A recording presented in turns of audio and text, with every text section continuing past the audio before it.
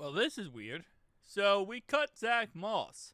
Now, I think the reason why I would understand here, because we did restructure his contract this offseason, which is kind of weird to cut him now.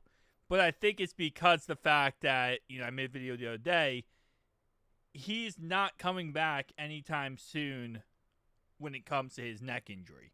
He said it's based on how he's feeling, and he's not going to come back until he feels like he's ready to come back. Although he did say he wanted to continue his NFL career and, keep playing for the Bengals. But I guess when you look at it, it's like, okay, if that's the case, the Bengals are looking at it as more of a franchise move, which is, then that's just a waste of money. If we feel that you were going to come back through training camp, come back to the season, well, then we'll keep you. You took a pay cut, you took less money, you agreed to stay on the team. But if you are going to come back when you feel like, well, we're just not going to waste our time. And that's, again, kind of just part of the football aspect of the NFL. It's more the business aspect. This is not, personal. It's not, like, hey, we're doing this to, like, spite you or anything like that. This is just, hey, listen, clear cut. We're cutting you because we don't feel like you're going to come back. Or come back in a timely fashion that we would like. So it is what it is. He is off the roster, and we'll see moving forward, what happens. But I think in reality, this might actually just be the running back crew moving forward then. Because the whole thing was keeping 4 running backs was kind of weird, right? Keeping 4 running backs on the roster didn't really make sense. Now with Zack Moss, again, he coming back from broken neck, he would be on the IR. That could help us out to keep him off there, like, not count toward the roster. But now that he's gone and he's done, we got 3 running backs. It's going to be Chase Brown, Samaje Perine, and it's going to be Taj Brooks. So I'm okay with that running back crew. I think that's a pretty decent running back crew. It sucks that Zack Moss is not back because he's really good in the blocking game and he helps out to protect Joe Burrow.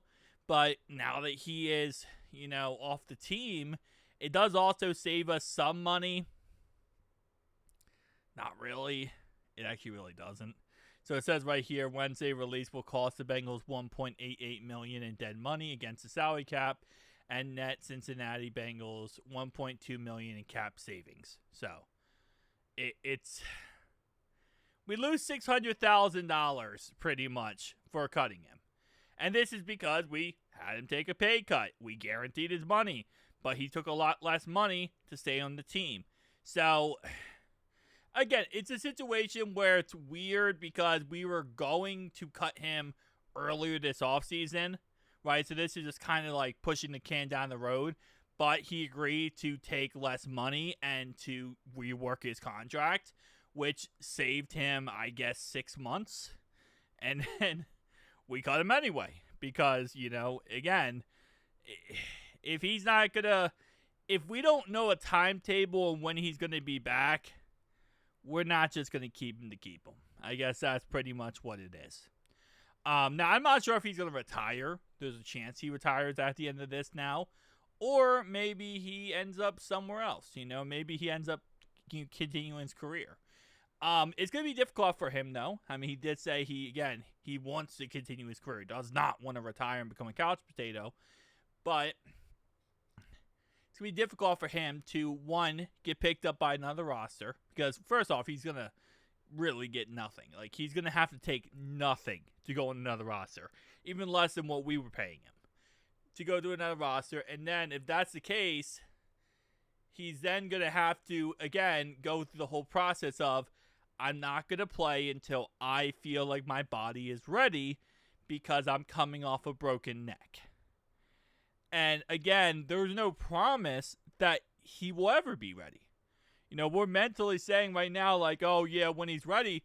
But the fact is, and the scary part is, there's never an actual 100% guarantee he will be ready.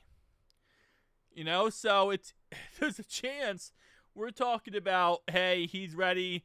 Maybe he's ready in December. Maybe he's ready in January of next year. And as a team, you look at this more from a business point of view. You're like, well, then that's a waste of a player. That's a waste of a time. That's waste of money. Why would I keep a guy like that? And again, in this situation, we're the one who is spending $600K to get rid of him. But it is also the situation of we made him take a pay cut. We try to guarantee the money that he was making at that point, and it is what it is, We can't change the past. We can only change the future, so I wish the best of luck for Zack Moss, and hopefully he has himself a fantastic future. And hopefully he does make another roster spot. Again, like I said, I want him to. I want him to be as successful as humanly possible, But it is what it is, At the end of the day, it is what it is. Situations happened. Shout out to Zack Moss. Hopefully he has himself some great future in life. Peace.